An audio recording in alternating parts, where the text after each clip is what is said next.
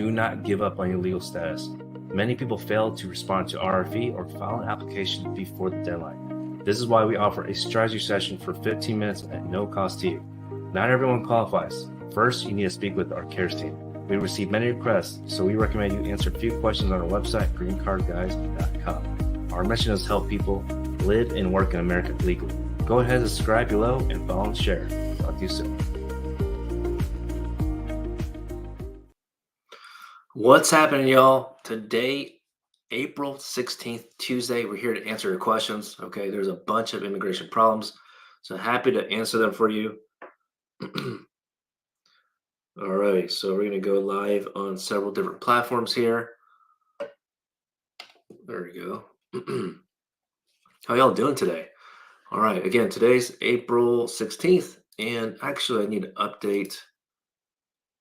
All right, today's topic is going to talk about the May 2024 bulletin.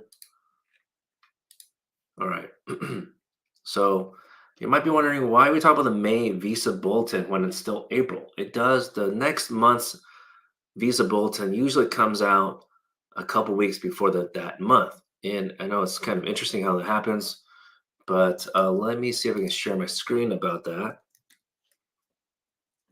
Okay. And I want to share with you the biggest jump ever. Well, I don't know about ever, but a pretty big jump on the Visa Bulletin here for F2A. So if anyone's sponsored, or if you are sponsoring someone through marriage, for example, and you're a resident, okay, this is very important. Y'all know this. You might want to take action sooner than later. So let me share my screen here. I can't do that on TikTok or Instagram, unfortunately. But let me share this window here on YouTube and Facebook. All right. So you can see here on the April bulletin, so that was technically last month's bulletin, or currently. F2A is for people who are spouse or children of a permanent resident. So you're sponsoring a child under 21 or a spouse or child under 21. Okay, so if you look at the all chargeable areas, the left column here, F2A, for this month's bulletin, April 2024, they were working on cases of September 8th, 2020. But if you go to the May bulletin, all right, May 2024 right here, scroll down here. Again, same category, F2A.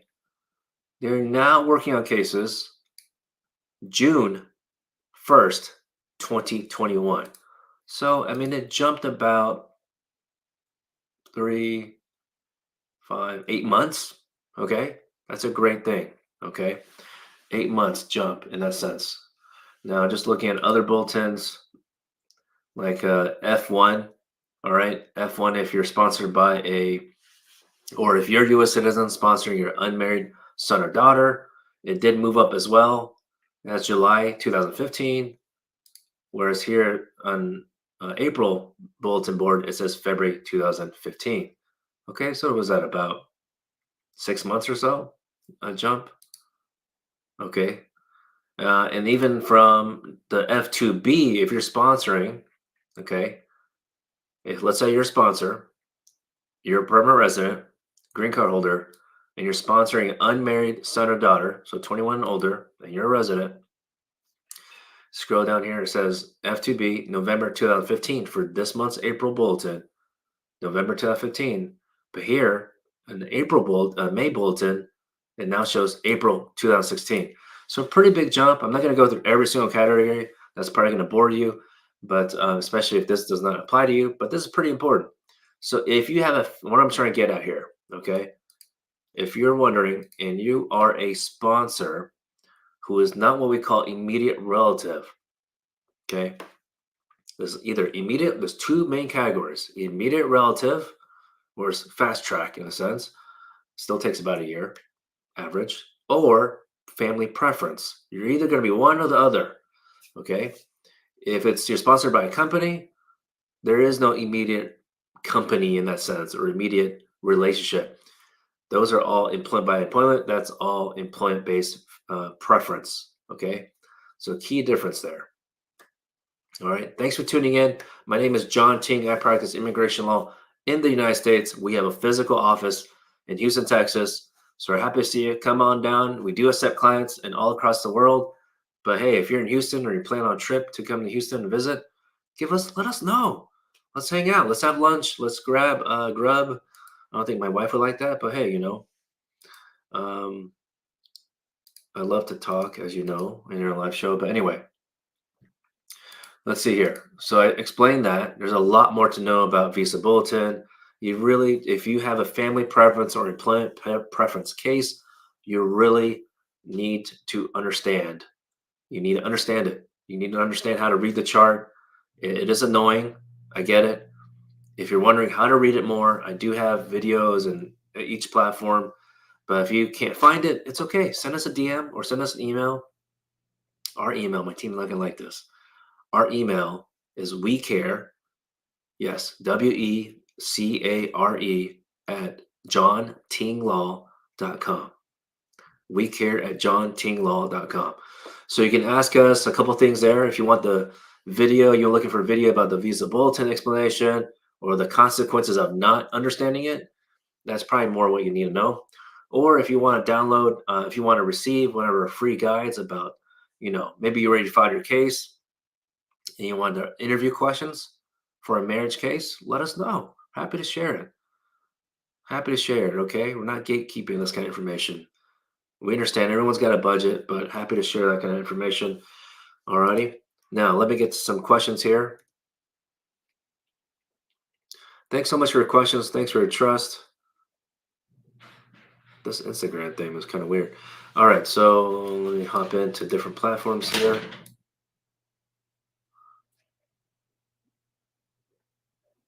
Alrighty.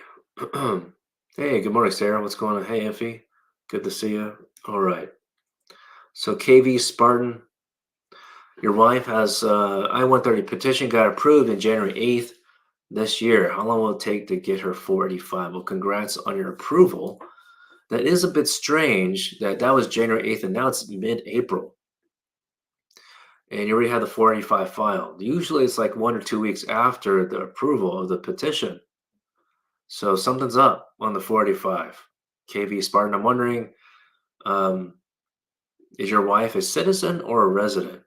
If your wife is a resident, then the main issue could be that maybe you have not maintained your status. But I'm just speculating here, just want to share some ideas. But definitely chat with us, okay? Send us a DM. Or go ahead and if you're wondering how to get in touch with us, because I try my best to answer your question in depth, but if you're interested, for our services, of course, but if you just need to get pointed in the right direction, go to our profile, click on that profile, go ahead and follow us, and click the link below my picture, and you can just answer a few questions on the forum. Now, we do have a reservation fee, just to be upfront, of this amount of dollars. It's less than a cup of coffee. It depends where you live, I'm sure. But it's generally less than a cup of coffee, at least in Texas. All right. It's a reservation fee to hold your appointment because some people, there's a couple bad apples there. They schedule and they don't show up. So it's a bit frustrating to our team. So please understand why we have this amount. Otherwise, I mean, most law firms will charge one. So, anyways, or two. So, that helps us fulfill our mission to secure your legal status to live and work in America legally. All right, now answer the next question here. Effie, any tips on joint sponsorship? They asked for that in RFE. Yeah, I think the other day you mentioned that you mailed it back already, possibly in general. Or let's assume you didn't mail it back. So just if you're in a situation like Effie here on TikTok, if you got a letter from USCIS called Request for Evidence, RFE is what we call it, and they ask for a joint sponsorship form, but you're looking at your sponsor's income or you're the sponsor, you're looking at it, you're like, Everett, like your income exceeds the minimum poverty guidelines, then this is what we do. We push back, okay, on paper. We push back, we argue back politely and say, hey, it is so-and-so's name, income from 2023 or 2024, current income exceeds the minimum poverty guidelines. I know it may sound simple what I just said, but it's very important to write a letter not just on the form. Write a letter because on the form it has no place for you to write something like that. We write our own cover letter. So this is, of course, you represent yourself, right? If we represent you, if you hire a lawyer, they should be doing that for you. But yes, sometimes USCIS will not know what the heck they're looking at on a form. Go figure. A little strange, but you have to be absolutely clear because, yeah, you could get a joint sponsor. It technically does not have to be someone you know. There's no requirement of that. It has to be someone who's a resident or a U.S. citizen. Could be your neighbor, could be someone from your religious institution, church, mosque, temple. Could be someone, I was going to say off the street, but it literally can be anyone who meets the minimum poverty guidelines. Okay. And if you do ask someone to be a joint sponsor, there's some potential legal consequences they need to know that unfortunately they need to hire their own lawyer if they're really concerned. If they don't care, then they don't need a lawyer. Okay. But some people are a bit concerned. If they're gonna be so concerned, then you might as well try to look for another sponsor. Okay. So you don't waste time, especially when you have an RFE deadline coming up. Okay. Sarah, you ask if a VAWA case was denied. Um, was denied. How long does it take for ICE to pick you up after denial removal? Okay, that sounds very speculative. Did that actually happen for you, Sarah? I hope not, but let me know. Okay. Oops. Did that happen? Send us a DM, Sarah. I think we may have chatted before. Hopefully, it did not get denied. If it did, we need to talk about getting your case refiled. But essentially, they're less likely. I can't promise for you because I don't know your actual case or your case history, but it's very less likely if you don't have any crimes, no arrest, ICE is not going to pick you up. I can't guarantee that for you, though. Okay. I need to know more about your case. All righty. Let's see here. If y'all have any questions, you're welcome to drop it in the comment section on your respective platform. I'll try my best to answer it.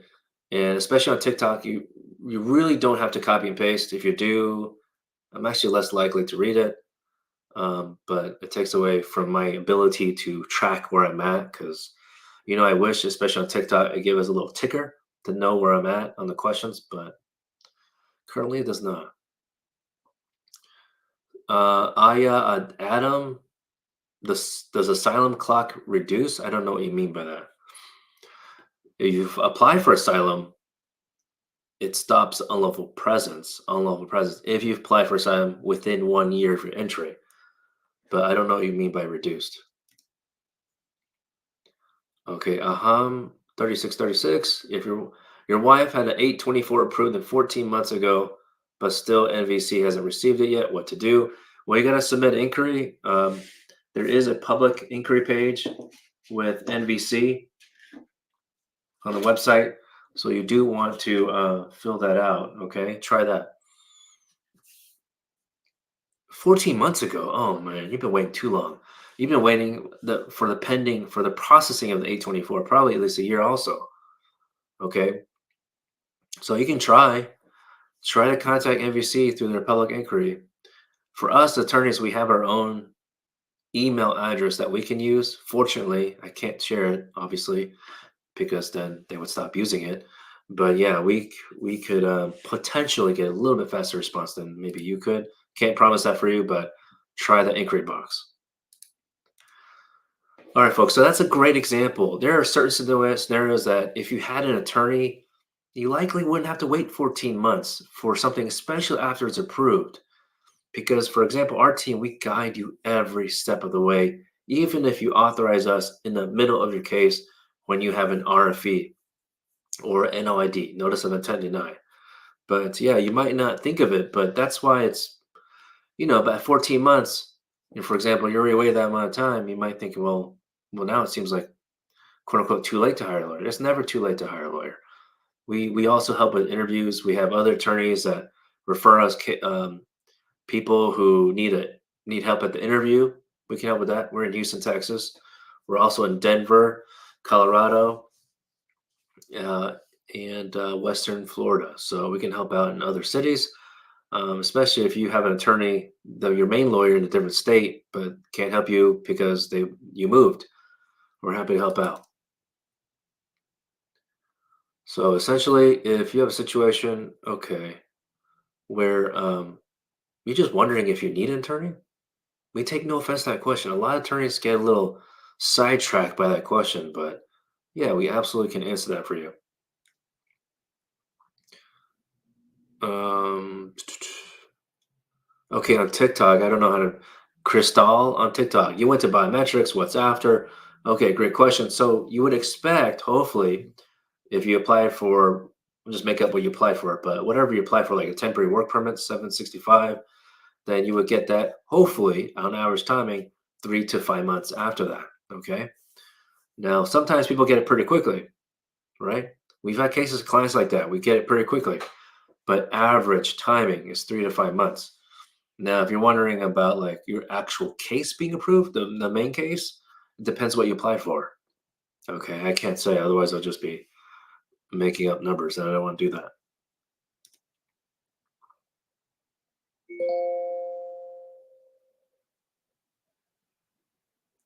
All right. Thank you so much for your questions. Wow. Looks like I did miss a few. See, TikTok just scrolled it all the way down. Hey, folks, if you're on Instagram or YouTube as well, you're welcome to ask questions. I look at all the screens, not all at the same time. There we go. I got a comment there. Okay. Let me answer one more on TikTok, then I'll switch back to YouTube here. All right. Is it normal to submit marriage green card? It's been a year now, still no EAD yet. Well, I don't know what you mean by submit marriage green card. Do you mean that you're hoping to get approved sooner? Um, Sooner than a year?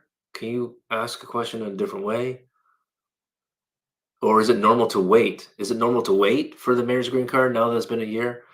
Well, the 2023 trend was cases being approved in about 3 to 5 months without an interview on trend. But it seems to be that way for this year so far for our cases.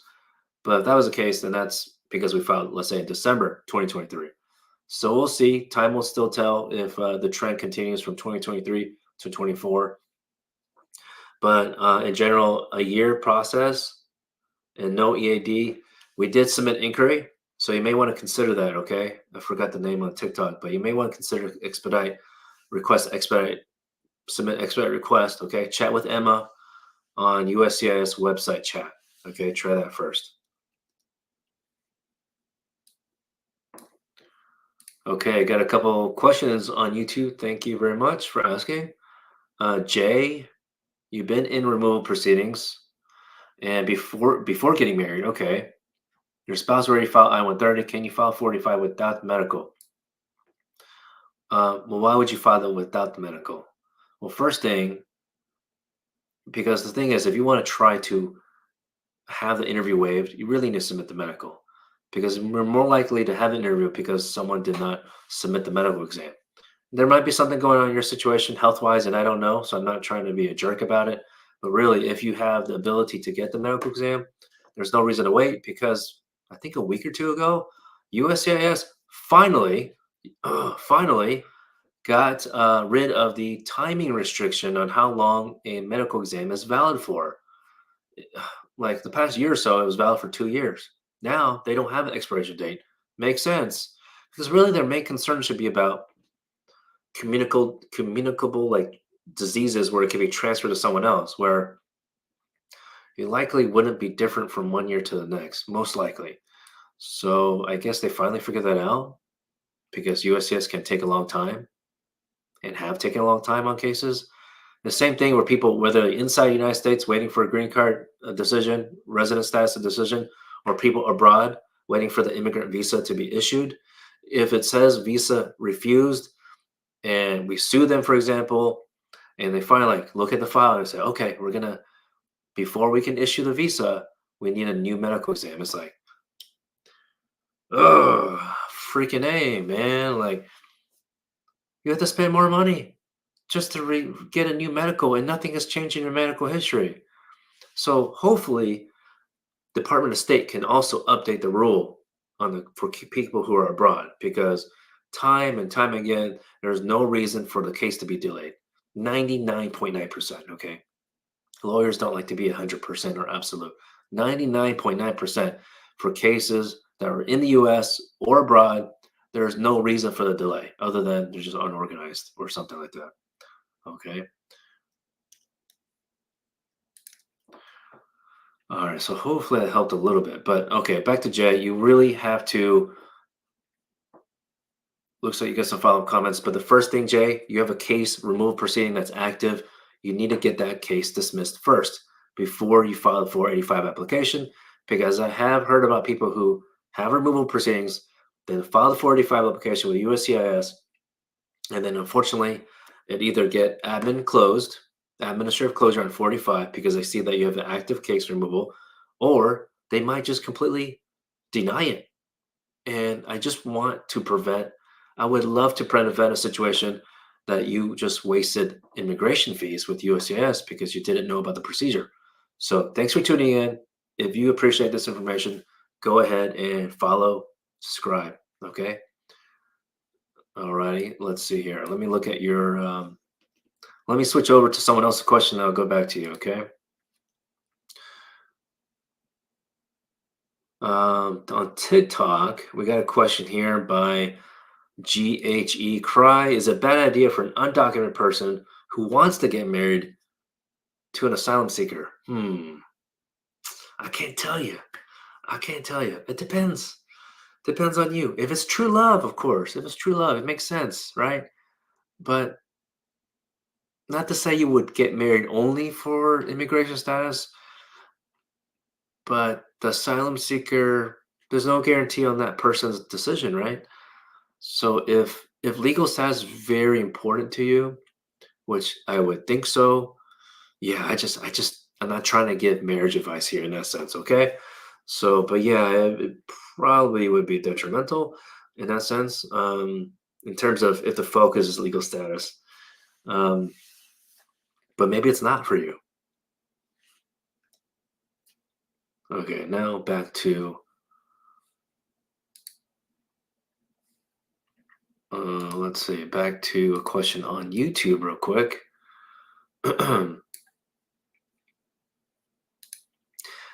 Uh, Victoria, you have an affirmative asylum case.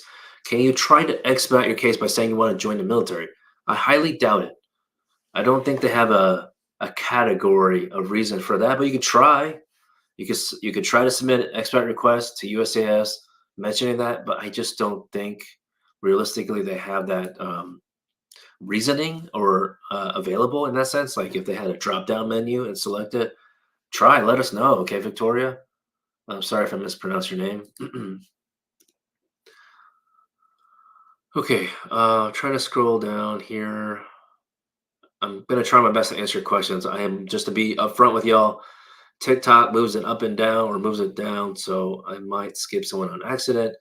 And of course, if I'm not able to answer your question as in depth as I would prefer, you or not at all, go ahead, schedule a meeting with us. You can meet with one of our CARES team specialists, and they'll guide you to see if you can meet with one of our attorneys. Okay, they'll pre-qualify you. But here we got Claudia Alonso on TikTok.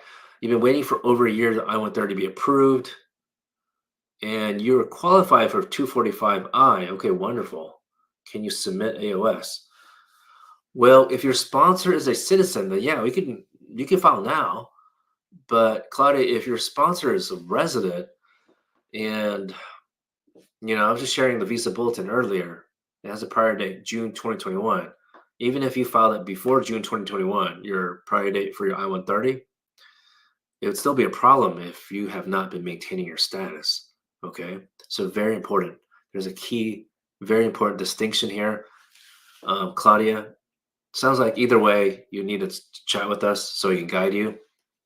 So go up here or down here might pop up. All right, we'll point you in the right direction. But you've been waiting for a year, folks. A lot of y'all been waiting for a year. You likely didn't have a reason to wait. Okay, so if you need to get going, get your legal status so you can travel, you can do things, get freedom, you need to take action and fill out the form. It's just a few questions and contact us. Okay. Schedule a meeting. All right. Let me switch back over. I'll try to switch back and forth between the platforms. Okay. Genta or Genta Villanueva. Hi. You want to ask, you mentioned your girlfriend is a 10-year green card holder. Okay, congrats to her. You're undocumented. If you get married, even if she's still a green card holder, will there be effect if she applies for citizenship next year? I mean, no effect in the sense that I would recommend for you, Henta or Genta, to not apply quite yet. Because you apply I-130, some people think, oh, apply I-130 right now, it's going to save some time. Not necessarily. The immigration fees already went up April 1st, so it'd be a different story, different strategy if it was before April 1st. But at this point, since your wife is still a resident, generally I recommend just file the entire package together because you're more likely to have the interview waived if you file it all together at once. So I'd wait until she's a citizen. Again, strategy may change depending on your specific scenario. But if you're going to file a petition right now, I definitely recommend not filing in the 485 application if your sponsor is a resident. Now, you might be watching this and catching my answers at I won't say the wrong time, but it's because I'm building up. When I share information, I build up the more information as we go along the show. So, so I don't have to repeat everything again. So it is really better if you're new to the channel. It is really better to try to join us here at 12 p.m. Central Time, noon at greencardguys.tv. So if you're also wondering, well, shoot, I'm on TikTok. I can't see what John's looking at on the screen when you share the screen. You're welcome to go to greencardguys.tv. Okay. Now let's go to Effie here. Your follow-up comment. Okay, you checked and income we submitted doesn't fit because you didn't check the adjusted income. Oh, okay. Okay, got it. Well, yeah, you definitely gotta check that. Okay, so okay, so it sounds like your sponsor or your spouse is just right on the line in that sense, possibly pretty close to it. Okay, this reminds me, I need to do a follow-up video about the 864 because a lot of you already filed to become for residency, but they get the situation. And I wouldn't necessarily say you need a lawyer. I mean, everything's better with a lawyer, obviously, a little biased, but I'll see what I can do in terms of that. Let me switch over to, so stay tuned, okay? If you need a video like that, send us a DM because I do have a lot of videos I need to record because I say that I miss every day. And I hope my voice doesn't go out soon. All right, I got a question here on Instagram here.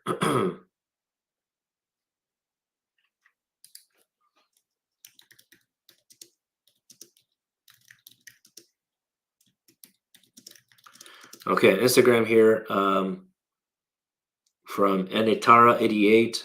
What proof should you file for severe loss, financial loss to USCIS? I think you're referring to expedite request. So now, look, if you don't have a job, that could be one of the easier ones. If you just got fired, that would be easier in a sense because then there could be a letter, right? An email from an HR or your supervisor saying you've been terminated. Hopefully that didn't happen for you. But, of course, I mean, God forbid that happens to anyone. But if that happens, then that would be proof, right? But maybe you haven't been employed for a long time, then that might be a little more difficult. But even if I've been employed a long time, then I would see if you have a letter from even a long time ago. But maybe a situation you just I don't know what you mean by severe loss, but I just assume maybe that there's no W2 job. But let's say it's a situation you haven't had a job since 2023, then maybe their tax return. I would of course just block out or black out your routing number, your account number, and maybe even your social security number. Okay. If you get asked about sharing additional documents for expedite request. I do have a video about expedite request on YouTube, so check that out if you're wondering. And let me know if I need to update it, if you need more information, because that was like a year ago. So I do lose track. I need to know what to update. Okay. Funny by Tiff is on TikTok. Is a birth certificate always required? As far as I know, it's always required. They want to prove your identity. That's one of the ways. And I realize it can be difficult for some of y'all to get your birth certificate. So there may be secondary evidence as options. I know that people do have, to be frank with you, I've had people mention it's difficult, especially they live in a different country, and depending on timing of when the birth year, there could have been a fire in the building or something. It just didn't. The law was different. The law was restrictive. So you just all sorts of reasons why someone may not have a birth certificate, or let's just say need to replace it to get an original one, certified copy. All right, on Instagram, notes Funderground. What's up? What's the best time to file a mandamus after interview for IR1 visa type? So it's after interview. You say IR. Typically, people mention IR1. That means visa. Consular processing abroad. So if that's the case, then shoot, 6 months minimum. Look, I'm down to file a lawsuit even like the next day. But look, best practices for filing a lawsuit to provide you the best expectation possible is waiting the 6 months after the interview. Okay. And really to allow them time, if anything. Yeah, after an interview, thanks for clarifying in DS 5535. That pesky form. What did it ask you like last 15 years of your addresses, where you lived? It's like ridiculous. So if you like, for example, notes funder ground, maybe let's just say you already had an interview, but let me know, since it sounds like you're listening right now, let me know when you had the interview or your spouse.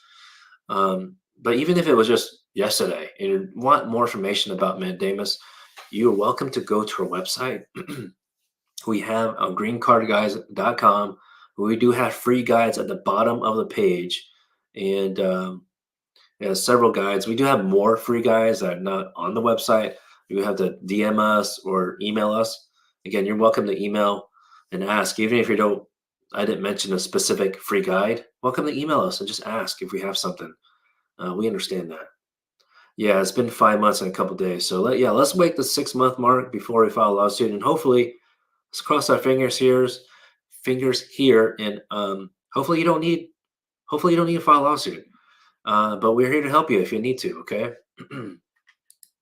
Look, here's the deal. This is why I go live. This is one of the reasons, because, look, it just doesn't make sense, in my opinion, to pay $100, $150, $200 consult. Oops, shoot, I said it out loud. Hopefully I don't get banned for saying that. But for a consultation fee, just to find out when you could file a lawsuit. I think that's ridiculous. So that's why, thank you so much for your questions. That's why I'm here live Monday through Friday. I will not be live during the day the rest of the week. I will be at a conference, all right, for 3 days, really to be able to improve the law firm, of course, and services to clients. All right, I'm learning from others, sharing my own story with other attorneys to make it better for y'all. Okay. Notes, Funderground. You're welcome. You're concerned about the downside. You're afraid of what will we get dismissed. Okay, yeah. You may found like other Facebook groups, other like subreddit forum groups or something about mandamus lawsuit. We talk to you straight on these. Some people could get dismissed for sure, but it depends on the case. Some people want to file too soon, and I get it, but that's why we try to file based on our timing chart.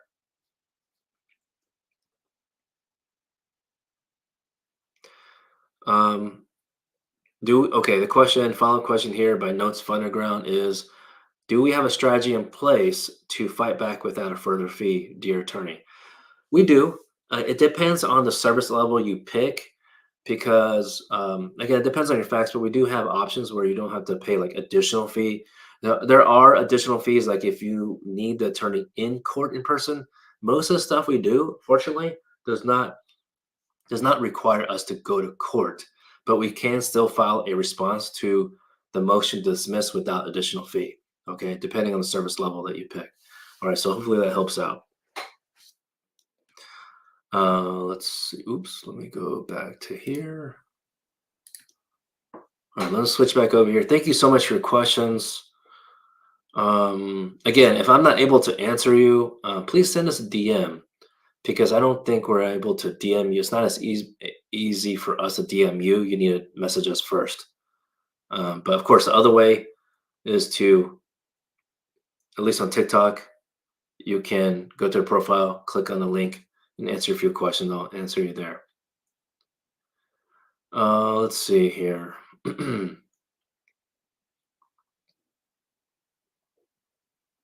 Islander 876. I think I'm going back in order on TikTok. If you file for your mom while her underage child gets a green card too, I don't know what you mean. Can you file for your mom if underage child get a green card? Oh, I see what you mean. So when a child is a resident, the child has to become a citizen before filing for the mom. Okay. So I'm interested. How did the child become a resident? Was it through the biological dad, and maybe the mom and dad are separated or divorced? Yeah. So that's an example of understanding your situation, or so that we can provide you a strategy plan. Okay. So that's a great example of needing to schedule a meeting right up there. All right. If you're just now joining, welcome. My name is John Ting. I practice immigration law in the United States with an office in Houston, Texas. Wow, I just scrolled down again. TikTok just moved it like a whole section.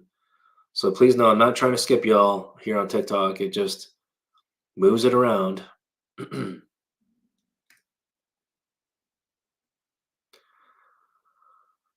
um, Love for Kicks, number 2 on TikToks. Maybe I shouldn't say your name on this. Scratch that. You say smuggled here at 1 years old on a plane. Would you be able to fix your status? Depends on your situation. Depends how old you are. I don't know if I would use the word smuggled. Maybe you mean that you were put on a plane. So I need more information. Okay, you're welcome to contact us. Um, but of course, if someone has been here, uh, you're still a child under 18 legal definition, and you entered here without status, without a visa, and one of your parents, not both, one of your parents abandoned you, neglected you, or abused you. There is a way to get status. It's called special immigrant juvenile visa. I don't talk about it enough, but that somewhat reminded me about that option. Okay. All right. Let's see here. Now let me switch over to G. Oops. GHE Cry on TikTok. How long do asylum cases take?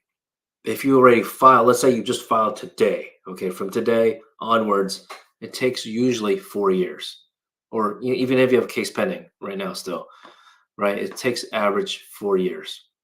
Now, in terms of interview, when I say average, I just say that's like the median, okay? Because some people can get an interview in 2 years if you file recent within the last 2 years. Some people have filed when it was President Trump administration. He changed up the timing process. So unfortunately, back when he was president, it was last in or most recent, last in, first out, basically. So during his administration, it was basically the most recent people who filed got the interview sooner, which it just made a whole. It was trying to prevent those people, right? People who entered recently back then during his administration from staying in the U.S. longer. But that clearly means he doesn't understand immigration, like ICE. I don't have stats on this, but it's pretty rare for ICE to go to someone's home unless there's some kind of crime. Go figure, right? The media doesn't talk about this. I'm happy to share with you. Not saying, hey, I can't prevent that from happening from anyone else, right? I can't guarantee that from happening. But most likely, ICE is not going to go to your home right after you get the denial letter. The government does not work that quickly. I'd be really surprised. And if that happens, let me know on the chat here on the live show. because everyone needs to be updated. So please, please share your experience. It's just not about asking questions only. I want to, create a community here where if you feel are willing to share your experience with others, we greatly appreciate it. Which reminds me, I'm sorry I didn't mention this lately, but we do have a Facebook group as a community. I don't know if it's the best place right now, but that's just what we use right now. tinglawclub.com. Who would have guessed it? But that's our Facebook group. So we're trying to provide more information on there as well. So please ask questions there as well. tinglawclub.com. They'll take you to the Facebook group. All right. Um, let's see here. What else y'all got for me? Okay, a lot of questions here. Thank you so much. Hey, Spanish Mac, you got DACA. Can you do AP with a felony? Expunge with a little bud. I think I know what you're talking about there. Okay, so yeah, it's going to be difficult because it depends on your state. If it's a more liberal state or conservative state, um, unfortunately, expunged means nothing for immigration. It's still on your record. Okay, immigration will still know about it. Can't hide it. So, um, we have to talk further on that because you mentioned felony, so it sounds like a pretty conservative state, unfortunately. At least in Texas, as far as I know, because you said little, that'd probably be a misdemeanor.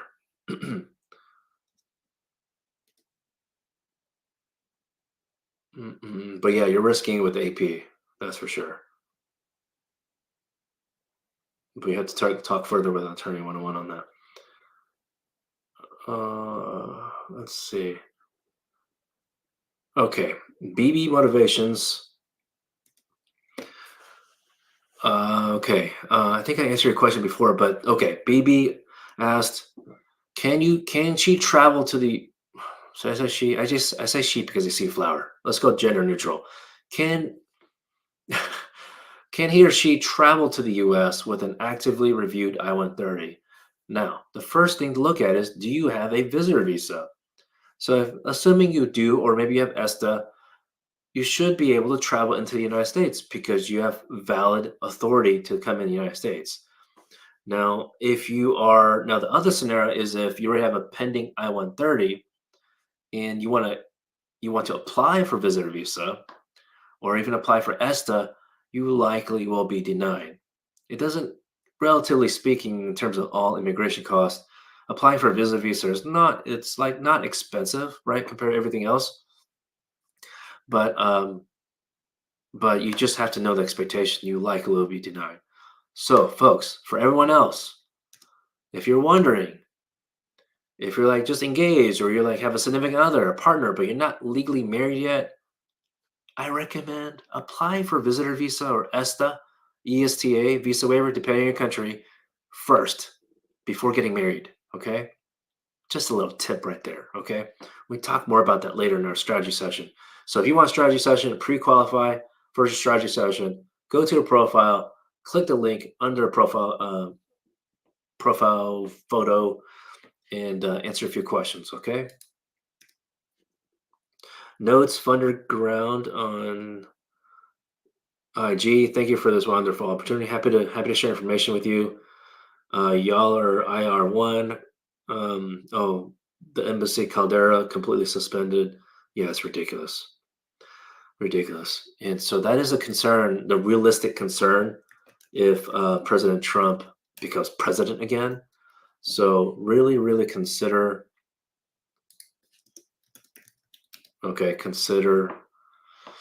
to get this done before. Okay, get it done. Even the lawsuits. Okay, let me. Olga, happy to help. Thank you so much for your comment.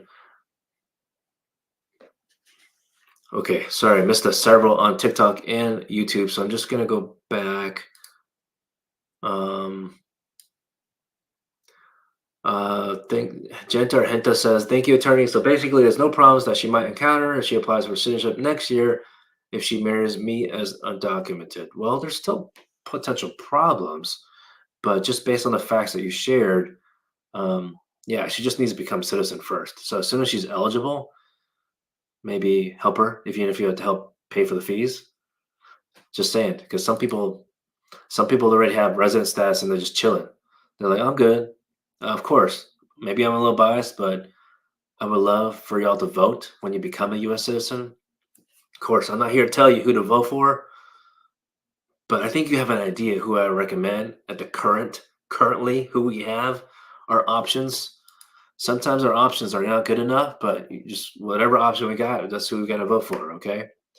Anyways, let's see. Coley, you ask, what should need to mention about immigration in DS 160? Either yes or no. Your auntie filed immigration for your mom. Well, sounds like you got some specific questions, but you didn't ask it here. Yes or no? What do you mean mention immigration? Did you have an immigration case before that you got denied or removal order? But yeah, maybe you mean the DS 260. So this is example where we do take over cases, even if you didn't hire a lawyer before, or maybe you hired a notario, notary. We can take over cases for the most part. Depends on the scenario, but we're happy to take a look, okay? Because at this point, Coley, the kind of question you're asking is like we're literally walking you through the form, which our team is happy to help you with after you authorize us. Um, Alrighty.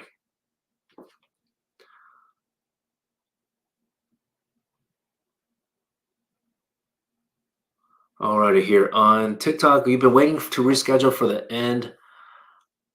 I think for the last step for the past year. What do you mean reschedule? What kind of case do you have on file with USCIS, or is it abroad? Okay. Thank you so much for your questions. Let's see here. Chris on TikTok, Chris meme, or when can you get divorced after getting green card through marriage? It's mutual to divorce. Oh, interesting. Okay, well, mutual divorce. There's no fine line. Look, I don't know, Chris. Do you have remove conditions app? I'm sorry, not remove conditions, but do you have a conditional residence status? If you have conditional residence status, you can get divorced. USCIS will want to know why you got divorced, right? It's just not a simple thing like 751 check mark, divorced, and that's it. Like they still want to know because they're trying to figure out was it a legitimate marriage to begin with or not. So there's no like fine timing that said, oh, like USCIS will look at it and say, oh, they got married, they got a green card, and then 1 year after green card, they got divorced. So now we look at it closer. I mean, that's obvious. They're gonna look at it closer, but whether it's 1 year or 2 years later, 1 year and 9 months, there's no fine line. You really just have to have that story. Look, if you're kind of situation, maybe your spouse did a little infidelity, they cheated on you, or vice versa. You know, again, that could have happened 1 year in after marriage, after getting green card. It could happen before the marriage. I don't know. But you got to up. That's what we would do as a law firm, would help you through that writing your letter. Of course, you got to tell the truth. We can't write the story for you, but we'll walk you through it. All right, folks, there's a great time to mention. If you're just now joining, welcome to the show. This is greencardguys.tv. My name is John Ting. I practice immigration law in the United States of America with a physical office in Houston, Texas. Just thought I had to share because some people are concerned about lawyers that don't have an office. I totally get it. I'm a little dressed down today. Okay. I'm wearing my polo. Yesterday I was wearing my law firm polo. I'm not always in a dress shirt. Look, at the end of the day, you got to look up credentials. Okay. So if you want to Google profile me, have I said that before? Check out my Google profile. You'll see. You type in Ting Law Group, TING Law Group. Okay. You're going to see over 300 5-star reviews. We really care about customer service. Very important.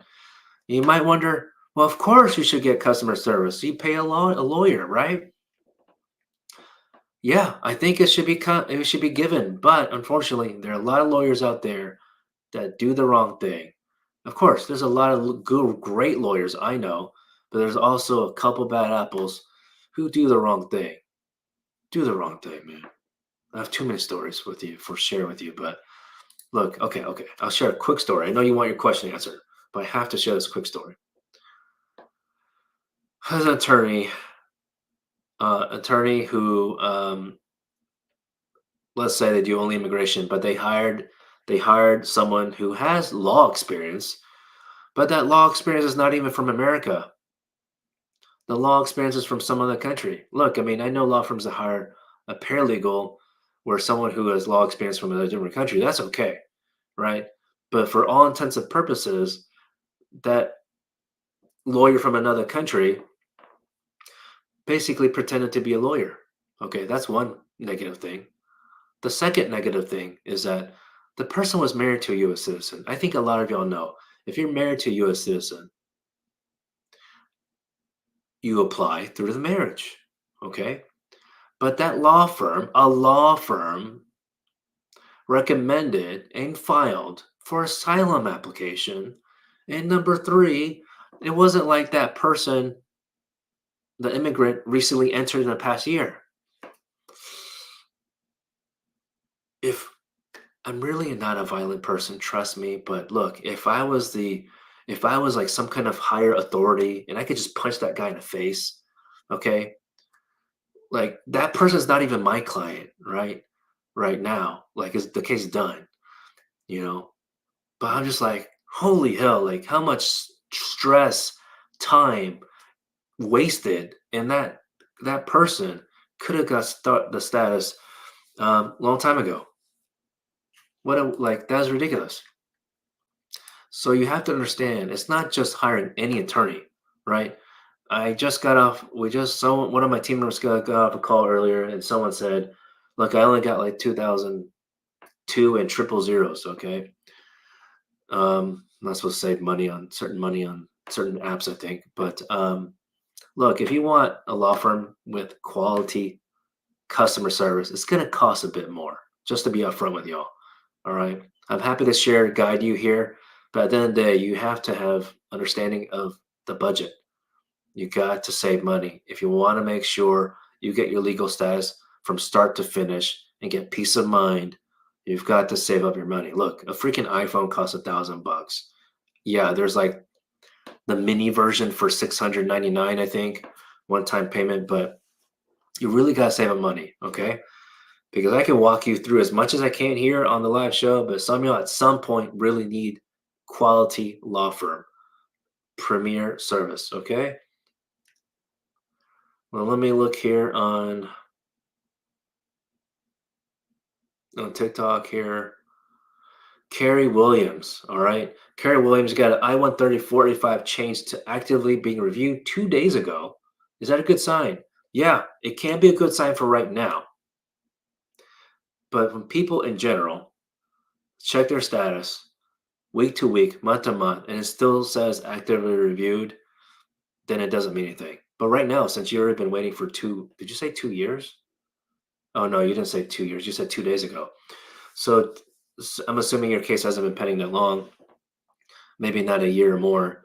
But yeah, I mean, this is what we do. I see art reasons response back to Carrie. Yeah, that's part of what we do is also provide you a case status update every month. We wait a certain time and then start doing that every month. Okay. Very important for y'all to know that. You're welcome, Coda. So yeah, I mean, it could stay stuck on actively reviewed for like until the case is done, like 6 months later. So unfortunately, it doesn't give you quite the best idea on timing. All right, so let me go to Jay on TikTok here. I'm sorry, before I go to Jay, I see another question here on YouTube that was earlier. Adi Muyawa, sorry if I mispronounced your name. We got an employer that filed EB2 for you, presently waiting AOS since May 2024. Do you mean 2023? Because it's 2024 right now. You have AP in work permit. Okay, also pending asylum since 2017. My advice. Well, you technically didn't ask the question, but I already know what your question is. Y'all know this now. If you've been following me for a while, Even if you didn't ask a question, I usually understand the scenario to know what your question is. But let me know if I'm wrong. Okay. So I'm guessing the question is, can you actually adjust status while you have a pending asylum case? And the default answer, unfortunately, is no, because you have to show legal status that you maintained status while you're in the United States. Because right here you said awaiting AOS and you have pending asylum. So that I infer you're in America presently.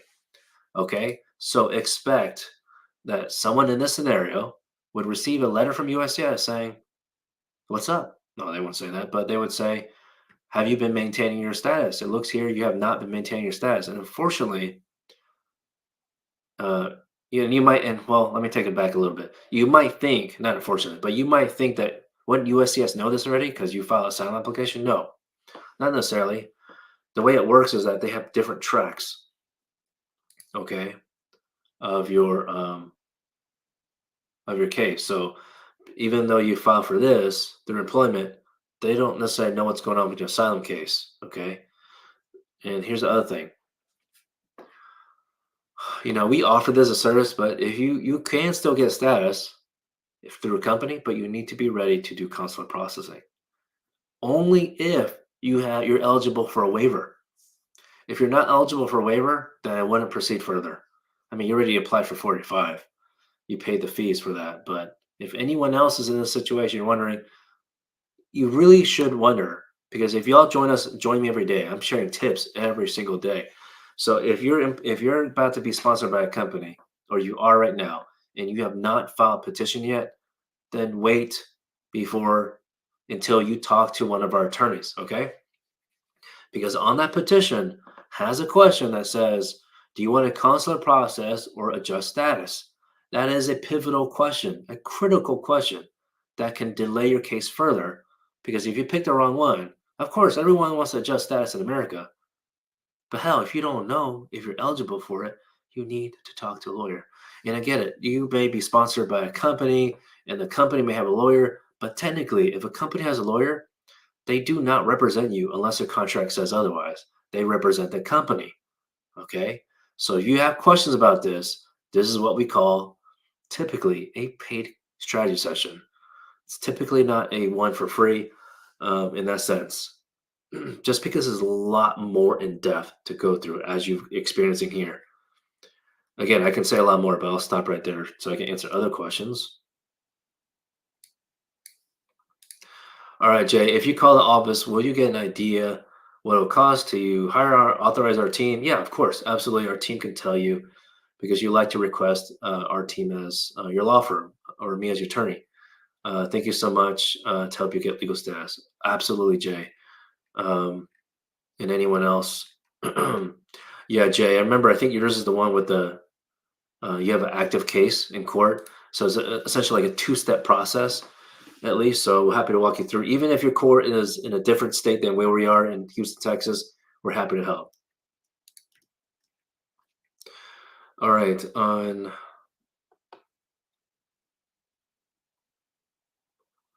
Hey, welcome.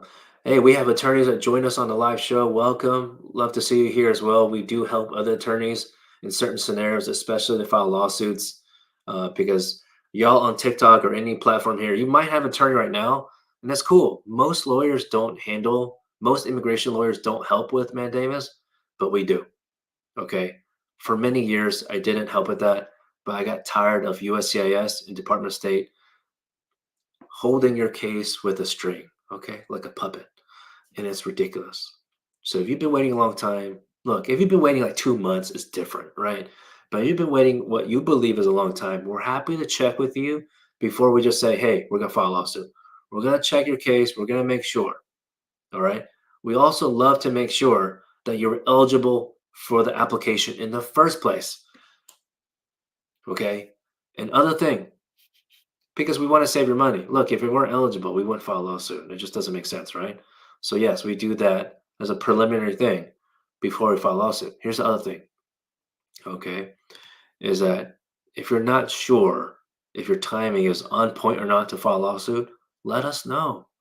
Let us know your situation. Share with my team, okay? I'm not the one answering the phones. I think y'all know that, all right? but share with my team. So with that being said, there are some people that are a little shy, if I can be politically correct about this, I guess. Like some of y'all a little shy to share information with whoever you call in to, or the first cares team member specialist that you meet in our first meeting, that we pre-qualify you to meet with one of our attorneys if you want to. Some people don't want to, but share the information, okay? Because that helps us save time and you time from the next meeting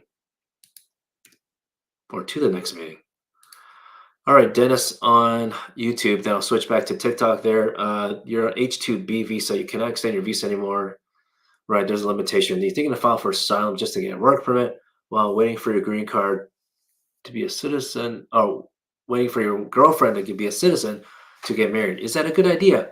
No, because I cannot advise you as a licensed attorney to file for asylum just because you want a work permit. You have to file a Bonafide application for asylum, meaning it's a truthful claim. Okay? Now you do you, but me as attorney, I cannot advise you to do that. Only you can only file for asylum if it's a bona fide claim. Otherwise, if they find out it's fake, essentially,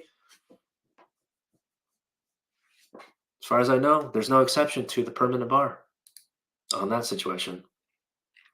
So hopefully that helps. Okay, hopefully you're still on when I got to answer your question.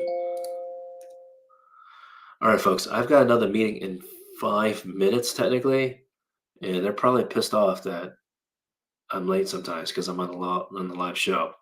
So again, if there's a situation, now we're coming to soon to a close.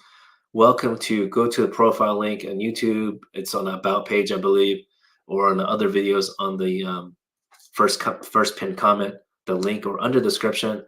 Click the link, okay, so you can answer a few questions and schedule a appointment with our team. All right, it's not time to mess around. You may already have a pending case. Don't worry, you can still hire a team. Some law firms don't offer that service, but you don't want to mess around. What is going on here? TikTok detected inactivity, so it wants me to do this puzzle to make sure. Oh yeah, TikTok, I'm still on. Come on, buddy. Coda, you said thank you. You're welcome. Okay, so next question here. You have a father who is sick in Africa. I'm so sorry to hear that. Your sister applied I-130 for him, assuming your sister is a citizen. Is there any way to expedite his case? It's possible. We definitely would need to have, you need to have some medical documentation ready to go just in case. When we contact USCIS, I mean, it sounds like the petition is still pending. Okay. If anyone's asking about an expedite request, try the website chat with uscis.gov. That could save you some time rather than calling in. But of course, calling into a human and speaking to a human usually helps more. I mean, there is a human on the other side, as far as I know, on the website chat for USCIS. But when you talk to someone, you can be able to explain. I would hope explain the medical situation or for the reason for expedite request. Um, but USCIS. The thing is, you have to keep in mind. You have to assume the USCIS officer or representative, they don't understand certain terminology. So instead of using, you want to be ready to use those scientific words or medical terms, but at the same time, you want to find a different phrase if it's someone who's not, it's not a normal thing that someone can know, right? So yes, there is a way to expedite through USCIS and at NVC stage. And I would think a medical condition or disease situation should be helpful in this situation. Okay.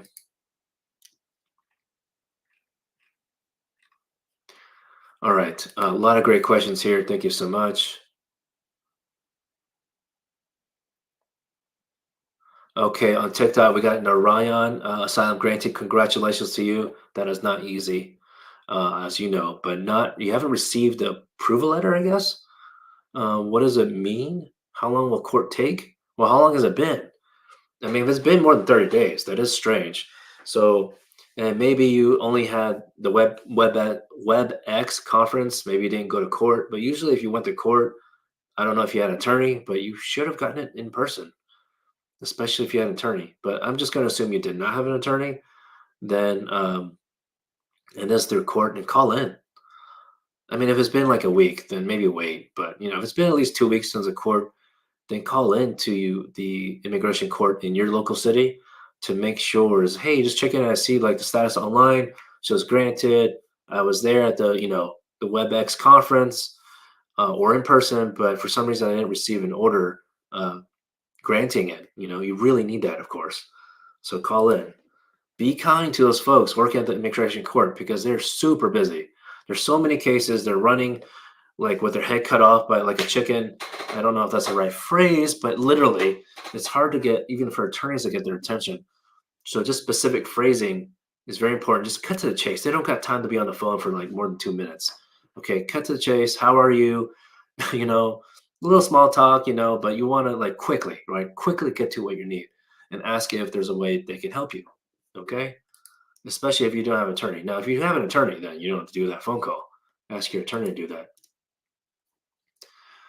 Okay, I can answer.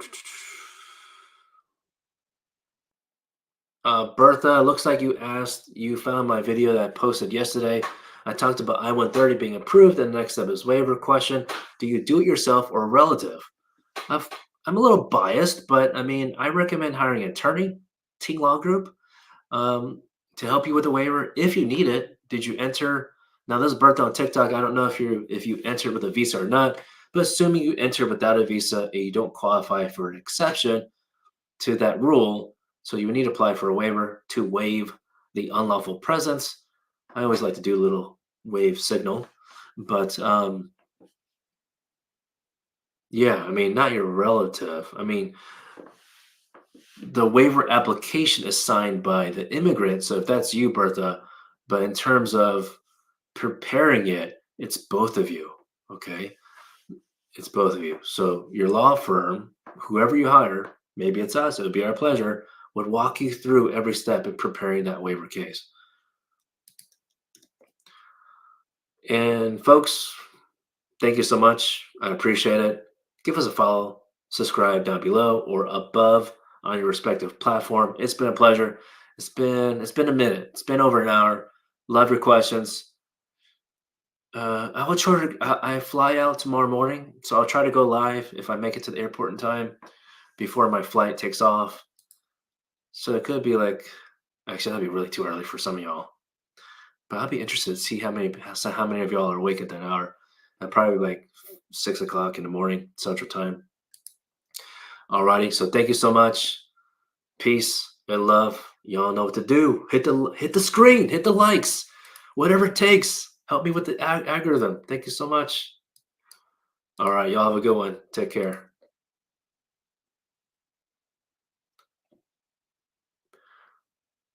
See y'all the next day.